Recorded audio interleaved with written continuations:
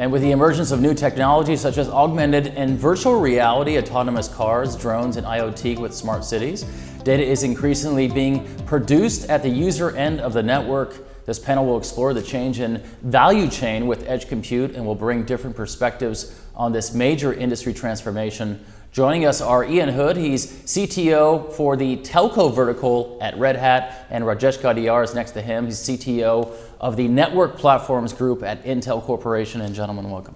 Well, thanks, Abe. Appreciate you having us here. It's a pleasure to be here, Abe. Thanks for being here once again. We do this every year, whether it's here in Barcelona or in the States at some locations. We appreciate your time. Talking today about edge services, edge compute. Rajesh, I'll start with you if you don't mind. From silicon to enterprises, the value chain is being disrupted via edge services or edge compute technologies. How is that happening? Well, as you know, actually, Intel's been a leader in virtualization technology, and we've actually had state-of-the-art virtualization capabilities on our servers for a very long time. And in our NFV journey, like 4 or 5 years ago, we really saw, a real possibility of virtualizing the network functions on standard high-volume servers and really delivering the cost economics and also opening up the platform for new services. And it's great to see the progress that the industry has made as a whole with NFV deployments. And so what that has resulted in now, the separation of the ability to sort of like virtualize the network functions and applications and running it on standard servers, is that now you can independently innovate on both the hardware side and the software and the application side. And so we see actually a lot of innovations on the hardware side with the OEMs and ODMs, in terms of building balanced network servers, which are actually great for NFV infrastructure. But we also actually see a lot of innovation on the VNF vendor side. So you have new players like FM Networks, who's actually building EPC. We have Mavenir, who's looking at virtualizing the RAN. So this whole ecosystem, both from a hardware and software perspective, we're seeing actually, there's a lot happening, and there's a lot of disruption in terms of how people are thinking about building these applications and virtualizing the network infrastructure. So it's a pleasure to see actually all the efforts that we've put in. Now, if you sort of like visit the Intel booth at MWC, you have real examples of how these are actually in production, in deployment in the network infrastructure today. Well, that's great. So now, if we kind of take it a little step further, it's all of these enterprises are being disrupted by, whether it's in the hotel industry, whether it's in the transportation industry, and so they're being disrupted. And by the same token, all these different services coming over the top, our telco operators are being disrupted as well. And so that's really disrupting their ecosystem, and they're taking a look at hardware, software, applications, and trying to make their entire world be transformed to become, in essence, a digital provider. Right? So that's really also disrupting them, so they can actually drive innovation in their business and be much more competitive. Absolutely. Yeah. Ian, of course, there's not a single standard that would create or could create a new network architecture. What platforms or concepts can you share with us that are being implemented to create these telco networks? Yeah, so in that particular case, most businesses are actually built on really 3 platforms, to actually build their business. Now, in the enterprise case, they really just deliver applications either to themselves or to help build their business. But in the telco world, they have really 3 different businesses that they actually operate. There's their networking business. They have a platform for that. Then they also have how they develop their business as an application software for delivering services. And in the middle of all of that is how they actually handle all the data between these 2 platforms. And so what we're seeing is a desire to build common management, common automation platforms, and common delivery platforms across all 3 of these, so they can actually make that one really harmonious ecosystem for them to become that digital service provider for all of these new services that they operate. And that's really how Red Hat is helping all of our telcos do that in conjunction with our partners, Intel on the hardware side for what's going on in that technology, and then all the networking partners that have been mentioned, whether it's the Ciscos, the Mavenir, et cetera, on how those things are done. So that's really kind of where this one's headed. Yeah, so I completely agree with Ian. Just to build a little bit more on top of what Ian just said. So what we've been looking at, and this is really a learning from all the NFA deployments that we have seen so far, the complexity of the sheer permutations and combinations of what these platform configurations look like in terms of the CPU configurations combined with the NICs, the NIC capabilities, SSDs, memory, and so on. So what we have done is we've actually tried to simplify how you actually go about building this NFV infrastructure. So we've actually created a program called Intel Select Solutions, and the whole goal is to create best known configurations which actually take the magic a little bit out of this, so we can provide our customers a higher point to start at. So what we do as a part of creating this best known configurations or Intel Select Solutions is a well-known hardware configuration for applications such as EPC. As an example, or for that matter, actually an edge platform, since we're talking about the edge, and also up to a certain level, actually a set of software layers, the OS, the hypervisor, and a few components like DPDK, that are really fairly well validated and benchmarked, so that when customers start building applications on top, it actually allows you to start at a higher point, at a higher level. So that's basically what we have actually tried to do from an Intel perspective, and it's actually turning out to be a pretty good program, well appreciated by the operators. Yeah, and if we just sort of add to that, kind of what we've seen with our customers is that they've, with all of these things, when you try and virtualize kind of a part of your infrastructure, they've kind of built these out just like they did in the physical world. They built, a selection for the mobile side, a section for the business, but the real goal was to have a platform upon which they could put all of these service, whatever flavor of VNF it was, and that's where most of them are in a journey towards that, to, the operator's platform. Not just, 3 separate ones or 4, that kind of world. So that's where they're all, in the middle of. Some are further ahead than others, but that's really the journey they want to get to, so they can take advantage of the economics that you mentioned earlier. Yes. Ian, it's good to have you on this discussion, because clearly Red Hat plays a huge role, or a dominant role, I would even say, in the open source community, in particular in the rollout of edge services. So how is open source and the open source community going to play that role now?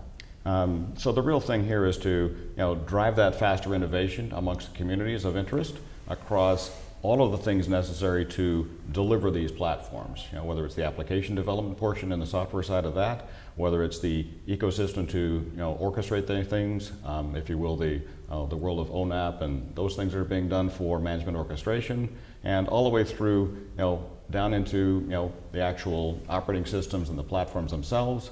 And if we take it to where we see what's going on with things like TIP, the open RAN initiatives, those kinds of things, it's all the way into the radio technologies, and even so much as to we see the cloud providers going and building switching platforms and networking platforms based on open source hardware and open compute technologies. So we really want to get to the point where every piece of this puzzle gets innovation through open source, and that the desire to go and use proprietary technologies at any time really is a short-term, let's test it and then bring it back to the community, as a general rule. Yeah, I think well said, right? So we partner very closely with Red Hat. We have great collaboration, and you asked the question about the role of open source in driving edge innovations. And we've actually, from an Intel perspective, we have a dual-pronged strategy. We always look at driving innovations for the new technologies that we bring to the market through our participation in open source, and we have a lot of good collaboration with Red Hat, and we work together on that. But we also realize that when it comes to the telco operator or the comm service provider community, there are actually a number of tier 2 operators that don't have the capability to take open source assets and being able to actually build applications with open source directly. So what they need is actually a commercial ecosystem, somebody that can actually provide them hardened solutions that are supported.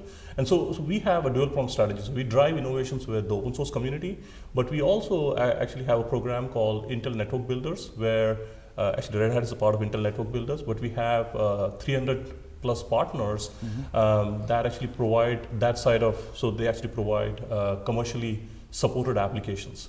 And so this actually works really well. So helps us get things socialized and where we work with the open source community and drive innovations, and then work with our partners that can actually really provide commercially supported software. And if we sort of take that, to kind of the overall, role of open source in the industry, it's not just about the technology side of it. So, software is one piece, hardware is another piece.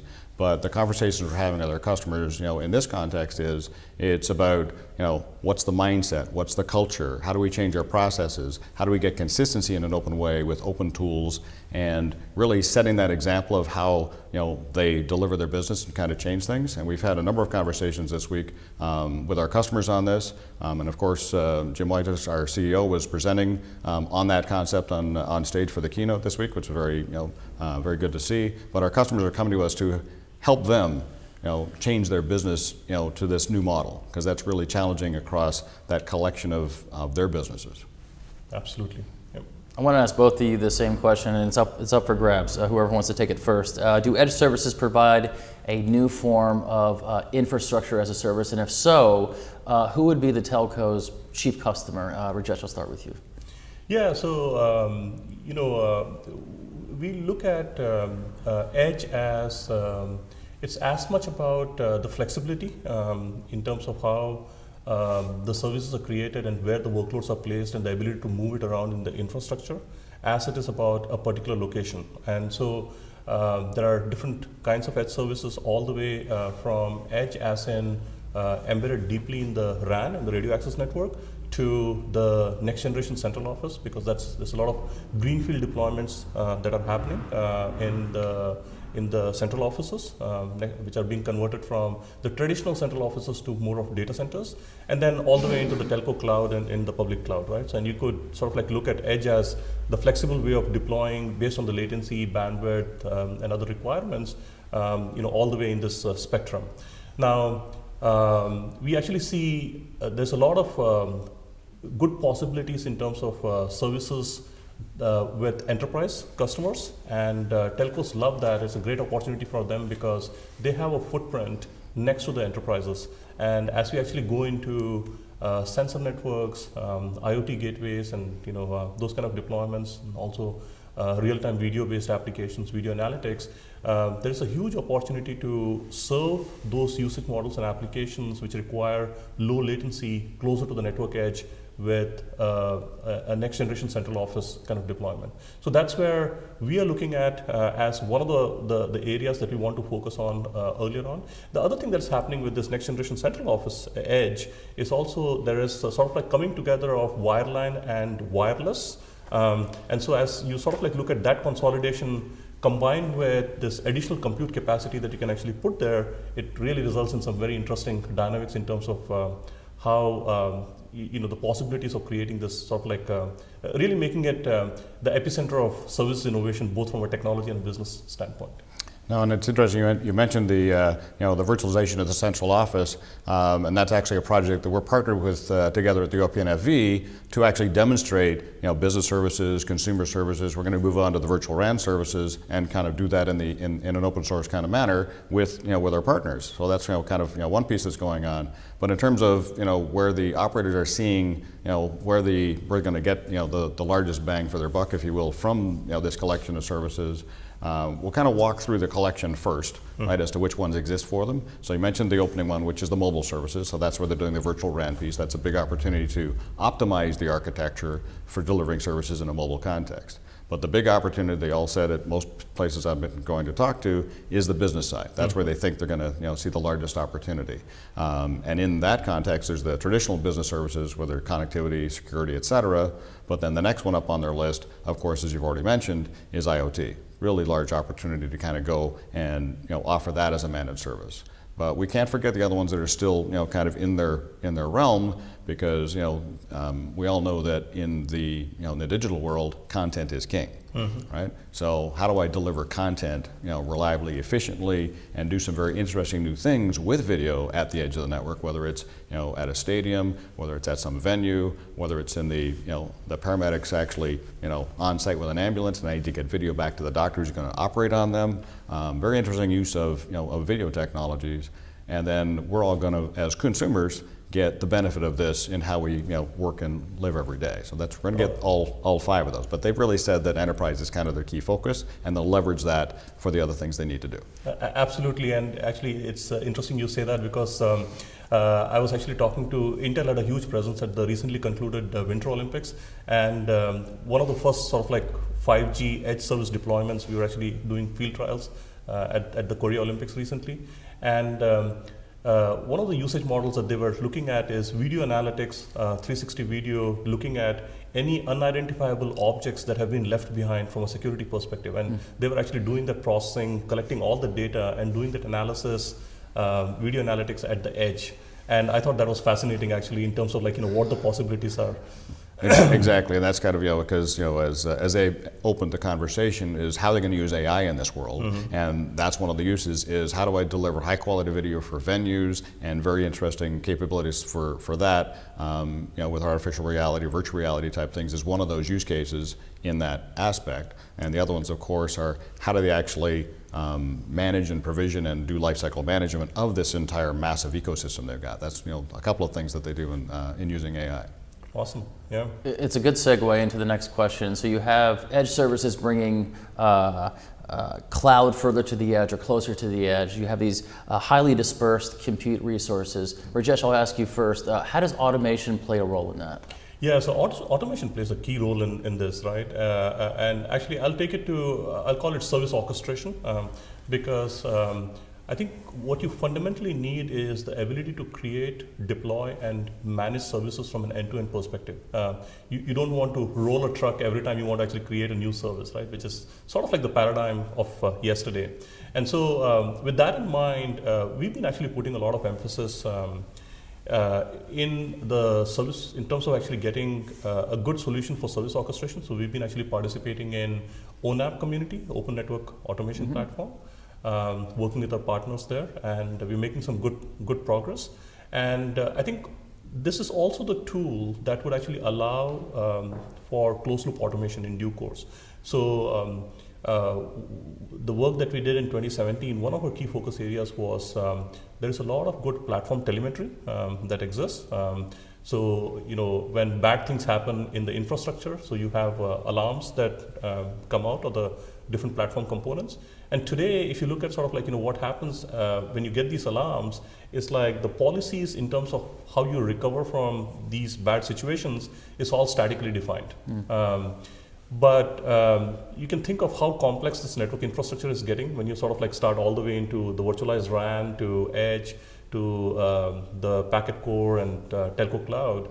And so what we really need over time is how do we actually apply some machine learning and AI to this platform telemetry, so you can actually really drive inferencing and close the loop and really automate the networks. So this is a key area of focus for us, and I'm passionate about this, and we've been actually working on this in my team. And it's still early days, but I think we have a really good vision, and we're going to actually drive more towards network automation through our participation in service orchestration, but also actually really bringing machine learning into the equation and leveraging the platform telemetry to drive the closed loop automation. And so, it's interesting you brought up some of the things that it's actually a project I'm very passionate about, because a couple of years ago I kind of wrote some white papers that Intel kind of looked at and said, well, okay, maybe we should kind of work together on this. So almost over a year now we've been working on together how do we actually do service assurance in a virtualized world, and how do we get that telemetry out of the system to get the right pieces in there, do remediation on it, and kind of do that kind of work together. So that gets the information effectively out of the virtualized world, as well as simultaneously with the physical world. Now that's why we need that common automation technique to how do I actually instrument these things, and that's where we've got our automation tools that we have. Ansible is the open source way that people are doing this, and they're not just doing it in the virtual world, because actually a lot of our customers are spending a lot of time with their tens of thousands of devices, automating how they control and have consistent delivery of the network physical ones they've already got. They're going to take that same approach, that first they learned it over in their IT side of the house with Ansible. They've gone after the network physical piece. Now they're going to apply that to the virtual infrastructure. But you mentioned the other piece, which was that middle platform I talked about, right? You've got the network platform that has to have automation. I got to get that data to somewhere, but I got to actually deal with that data first in the data management platform before I bring it to my service, application platform.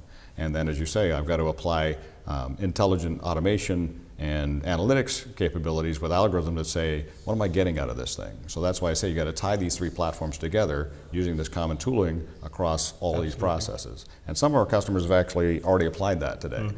We've got a customer on our booth this week at MWC, Alyssa in Finland, and what they're doing is they're actually using it for self-organizing networks. So they've actually taken that approach, put it on an open platform, they built an application on top of it, and on top of it they're actually using AI machine learning technology that they've developed to actually help them with that capacity planning aspect of it, of what they're doing, and they're actually offering that to other operators so they can actually take advantage of what they've done. Absolutely, and completely agree with Ian, right? And if you think about it, right, as we go towards the 5G transition, one of the key technologies that 5G is delivering is network slicing, because I think fundamentally with all the service innovation at the network edge, you're going to actually have services that have high dependency on low latency, and there's going to be other services that are perhaps over-the-top content that probably don't care too much about because they're non-real time, and so latency might be okay. Now, how do you actually deliver the quality of service required for all these different kinds of services at the network edge? And so this is where actually the work that we're doing with telemetry absolutely helps, because now as the resource utilization in the network infrastructure is dynamically changing, how do you sort of like keep track of that and be able to sort of like still deliver the quality of service that's required for all this network slices associated with different use cases and applications, right? And on top of it, actually, what if now I have to create yet another network slice for a new use case or application on top of the same infrastructure? And so these are kind of things that we are sort of like beginning to look at, and I think all this is like very closely related with the telemetry work that we're doing, but also actually in the end it ties with the service orchestration. Right, and that's really kind of the key thing, that if we go look at what we're doing with some of our partners, you mentioned ONAP already, and one of the things that's really important for them is how do I actually deal with getting that data across, and they need a real-time messaging bus to go do that, and not just the real-time traffic, but the batch data, be able to aggregate that using the right protocols, whether it's IoT protocols or business protocols, put that onto the right bus, then actually drive that into, get it stored, get it handled, and deliver that. So that's kind of how, and the policy pieces put into that. So that's where you'll see different pieces of open source technologies being applied to that entire ONAP architecture, if you will, to solve some of these problems of data of both forms.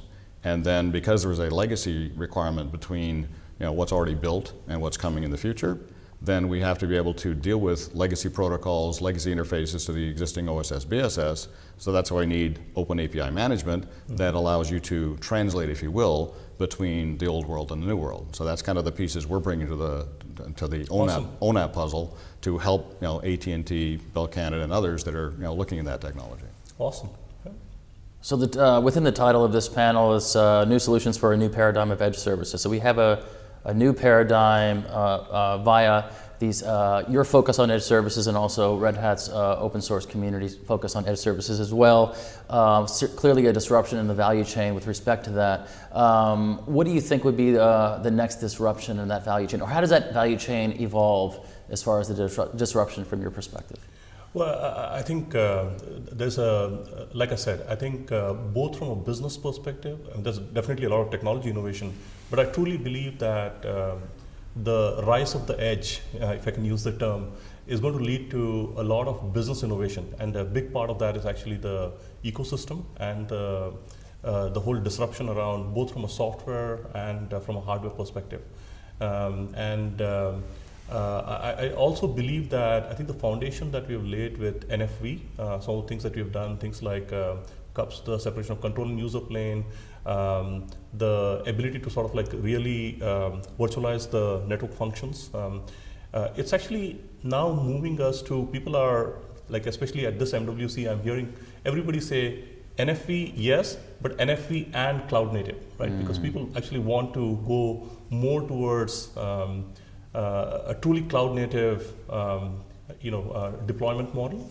And so we are looking at that closely because I think for the edge, it becomes very important that you have something nimble in the, in terms of how you orchestrate things. This desire to actually have container and microservices based implementation. And so we're looking at actually what does that mean and how do we sort of improve container networking and the kind of innovations we can actually drive in the user space.